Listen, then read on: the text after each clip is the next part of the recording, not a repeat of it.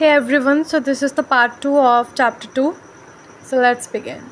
The first question that comes to our mind is that why do antacids relieve acidity? See, acidity तब होती है जब हमारे stomach में excess acid बनता है. तो जब हम antacids लेते हैं which are anti towards acids, जिनमें बेस कंटेन करा जाता है जैसे कि मैग्नीशियम हाइड्रोक्साइड, वो न्यूट्रलाइज कर देता है इस एक्सेस एसिड को जो कि हमारे स्टमक में होता है, जिसे हम कहते हैं कि एसिडिटी हो रही है, वो इसीलिए होती है. एंड इसीलिए हम फिर एंटासिड्स लेते हैं to cure it. An important reaction is coming your way. whenever an acid reacts with a base, what is formed? Salt plus water. This is also known as the neutralization reaction and it comes in your paper many times. See activity 2.6 which is given in your book.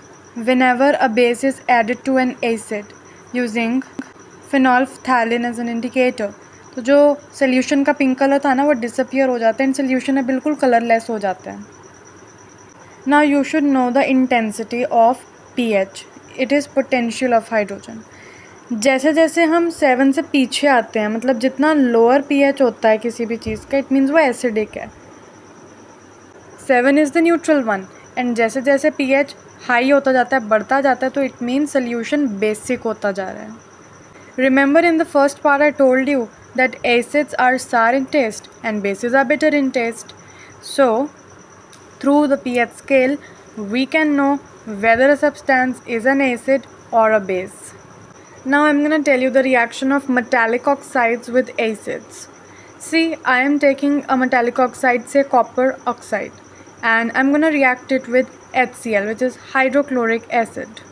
जो black solid था वो disappear हो जाता है, dissolve बिल्कुल हो जाता है एंड ब्लू ग्रीन सोल्यूशन हमें कॉपर क्लोराइड का देखने को मिलता है. ये एक सॉल्ट है एंड साथ में हमें मिलेगा water. You can even see the other examples as indicated in the image.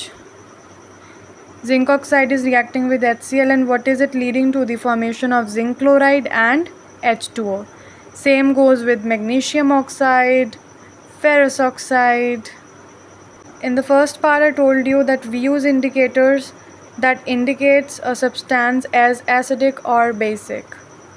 Litmus paper, phenolphthalein, methyl orange, petunia, China rose, all these are used to indicate that. I'll give you an advice. अगर chemistry को आप real life examples के साथ करोगे and अगर आपके school में like lab ले जाया जाता है आपको एंड प्रैक्टिकली दिखाए जाते हैं reactions, then you know it's the best. And chemistry बहुत जल्दी फिर आपको लर्न करने की भी ज़रूरत नहीं है, आपको प्रैक्टिकली देख के सारा कुछ याद हो जाता है.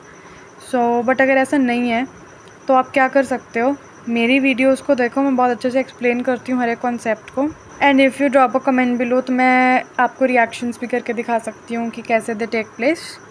Use more real life examples, but उसके लिए आपको कमेंट करना पड़ेगा. I am giving you a homework. आपने क्या करना है, रेड लिटमस लेना है, आपने लेना है lemon juice, soap solution and baking soda. आपने लिटमस पेपर पे उनका इफ़ेक्ट देखना है और उसको रिकॉर्ड करना है एंड देन कमेंट दैट आपको क्या वही सेम कैरेक्टरिस्टिक्स देखने को मिली जो मैंने आपको एक्सप्लेन किया था. And if you have any doubt feel free to ask me in the comment section. A fact that I am gonna tell you right now, bee sting आपको पता ही होगा, एसिडिक इन नेचर होता है. मतलब जब भी अगर बी आपको कभी स्टिंग कर ले तो वो एसिडिक होता है. तो अगर आप उस पर बेकिंग सोडा लगाओगे ना तो उससे आपको बहुत रिलीफ मिलेगा. ऐसा इसलिए क्योंकि यहाँ पे न्यूट्रलाइजेशन रिएक्शन हो जाएगा. जो भी एसिड था उसको बेस जो है वो न्यूट्रलाइज कर देगा एंड इससे बहुत जल्दी हील भी हो जाएगी जो आपकी हुई है एंड उससे रिलीफ बहुत मिलता है पेन को. हमेशा याद रखना, जब कभी भी आप पेपर में रिएक्शन लिख रहे हो तो उसमें जब भी आप मान लो कुछ भी लिख रहे हो, से आपने लिखा ZNO plus 2 HCl will lead to ZnCl2 plus H2O. अगर आप ऐसे लिख रहे हो ना, मार्क्स फुल नहीं मिलेंगे आपको. आपने क्या करना है, नीचे उनके नाम भी ज़रूर लिखने हैं फुल में, zinc oxide, hydrochloric acid, only then you'll get full marks. And हमेशा बैलेंस करना है रिएक्शन को. मैंने बोला था अगर आपको चाहिए कि मैं एक सेपरेट वीडियो बनाऊँ on how to balance the equation, तो you can drop a comment. So यहाँ पे आपने बैलेंस करना है, नेम ज़रूर लिखना है and of course the reaction has to be correct. Did you know rust भी एक तरह का मेटल ऑक्साइड ही है, and that is the only reason that it react with acidic substances. So this was the part 2. Bye.